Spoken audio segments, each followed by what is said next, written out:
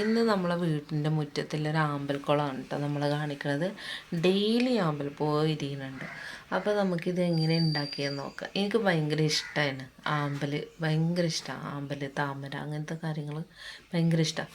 അപ്പോൾ ഞാൻ എൻ്റെ ഫ്രണ്ടിൻ്റെ വീട്ടിൽ പോയ സമയത്താണ് അവർ ചെറിയൊരു പാത്രത്തിൽ കുറച്ച് വെള്ളം ഒഴിച്ചിട്ട് അതിൻ്റെ ഉള്ളിൽ ആമ്പൽ വെച്ചിട്ട് അത് നന്നായിട്ട് വിരിച്ച്. അപ്പോൾ ഞാൻ അവിടെ നിന്ന് ഒരൊറ്റ തൈ കൊണ്ടുവന്നതാട്ടോ ഇത്.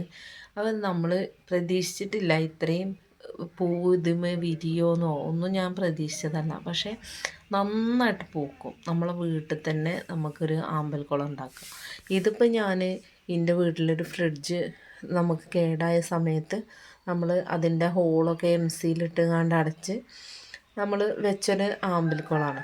അപ്പം ഞാൻ ഇത്രയും ഇതിലുണ്ടാവുന്നത് ഞാൻ താമര വിത്ത് വാങ്ങിയിട്ട് ഇതിലിട്ടിട്ടുണ്ടായിരുന്നു. പക്ഷേ താമരൻ്റെ ഇലകളൊക്കെ നന്നായിട്ട് വന്നു, പക്ഷെ പൂത്തില്ല, എന്താ അറിയില്ല.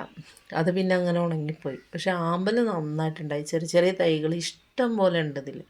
പിന്നെ ഞാനിതിൽ ഒരു 2 ഗപ്പി കുട്ടികളെ കൊണ്ടുവന്നിട്ടാട്ടോ.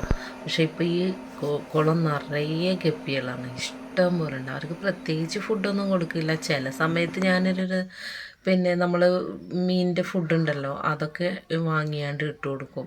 പ്രത്യേകിച്ച് നമ്മൾ ഫുഡ് ഇട്ടിട്ടില്ല എന്നുണ്ടെങ്കിൽ അവരങ്ങനെ വളർന്നോളും. അപ്പോൾ ഇത് വെച്ചത് എങ്ങനെയാണെന്ന് വെച്ചാൽ പാടത്തുനിന്ന് ചെളി, ചാണകപ്പൊടി, മണൽ ഒക്കെ മിക്സ് ചെയ്തിട്ട് തൈ വെച്ചതാണ്. അപ്പോൾ ഇങ്ങനെയുള്ളതൊക്കെ നമുക്ക് ഈസി ആയിട്ട് ചെയ്തെടുക്കാൻ പറ്റുന്നതാണ്. അപ്പോൾ ഈ കൊച്ചു വീഡിയോ നിങ്ങൾക്ക് എല്ലാവർക്കും ഇഷ്ടപ്പെട്ടിട്ടുണ്ടെന്നുണ്ടെങ്കിൽ ലൈക്ക് ചെയ്യുക, ഷെയർ ചെയ്യുക, സബ്സ്ക്രൈബ് ചെയ്യുക, സപ്പോർട്ട് ചെയ്യുക. ഓക്കെ.